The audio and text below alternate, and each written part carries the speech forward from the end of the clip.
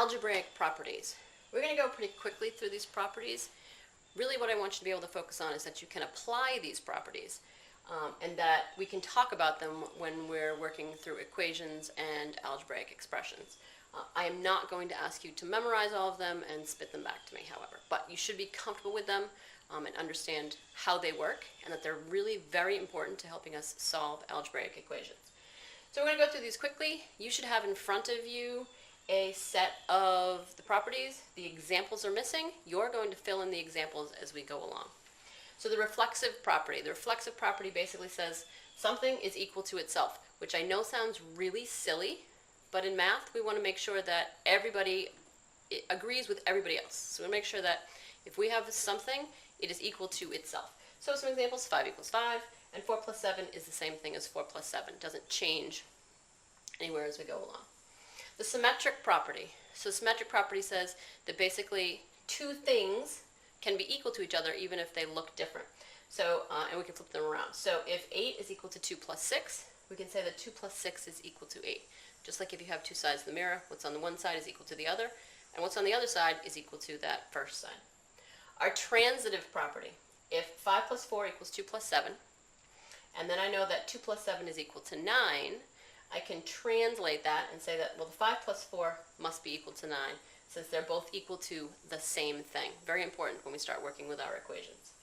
Substitution property. This is probably the property that we used most often when we start dealing with solving equations. We substitute all the time.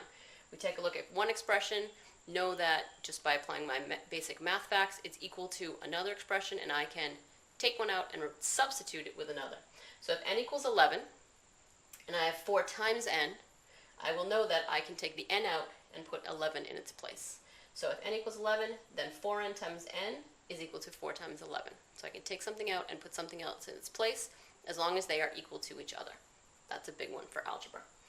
All right, let's take a look at some more properties. Some addition and multiplication properties. So these are the basics of adding and multiplying. They're very similar to each other. Our additive identity property says that if I add 0 to something, I end up with the original number. So 2 plus 0 is equal to 2, and 0 plus 2 is also equal to 2. So that the adding 0 doesn't change what that is. That comes up later. Our additive inverse says that if I take a number and add its inverse or its opposite, we also call it that when we're talking about addition, its opposite, I will get 0. So they cancel each other out. They balance each other out. And 4 minus 4, that is always also equal to 0. That's like 4 plus a negative 4. No, we can change subtracting to adding the opposite. So our identity and our inverse. Our identity says one thing is equal to, that when I don't add anything to it, I get itself. The two sides are equal to each other. Multiplicative identity, when I multiply a number by 1, I get the same number, so it comes back as itself. So 14 times 1 equals 14, 1 times 14 equals 14. So the identity gives you back the same number you started with. The multiplicative property of 0, in multiplication, when I multiply by 0, I get nothing. Different than our addition, when I add 0, I get the original number. In multiplication, when I multiply by 0, I always end up with 0. That's going to come back later. And our multiplicative inverse, also called the reciprocal, when I multiply a number by its multiplicative inverse, or its reciprocal, I end up with 1. So basically I'm taking the fraction, this really applies to fractions, you can make any number a fraction. When I take that fraction and flip it over, I get a reciprocal. When I multiply those two together, I end up with 1.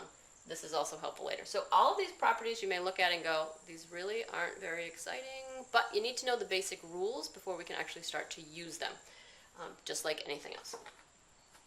And the last property we're going to talk about for now is the commutative property and the associative property. So the commutative property, basically I think about two things. Commuting, if someone's commuting to work, they start in one place, end up in another, and then they can go back again. So the commutative says if I have 2 plus 7, that's the same thing as 7 plus 2. I can change the position of those two, and they still represent the same. 5 times 3 equals 3 times 5. Commutative works on addition, and it works on multiplication. We also have the associative property, and the associative property, if you think about who you're associating with, that can change, but you can still be equal to the original. I think about this as like people at a party. So if 2 and 3 are associating with each other, they're having a conversation, and 4 is over at the snack table. If 3 turns around and starts talking to 4, who's at the snack table, and 2 is still standing there, everything's still the same, just who's associating with who looks slightly different. So associative really works without parentheses. We're grouping them. 2 and 3 are associated here, and we're going to add that to 4. Here, 3 and 4 are associating with each other, and we're going to add that to 2.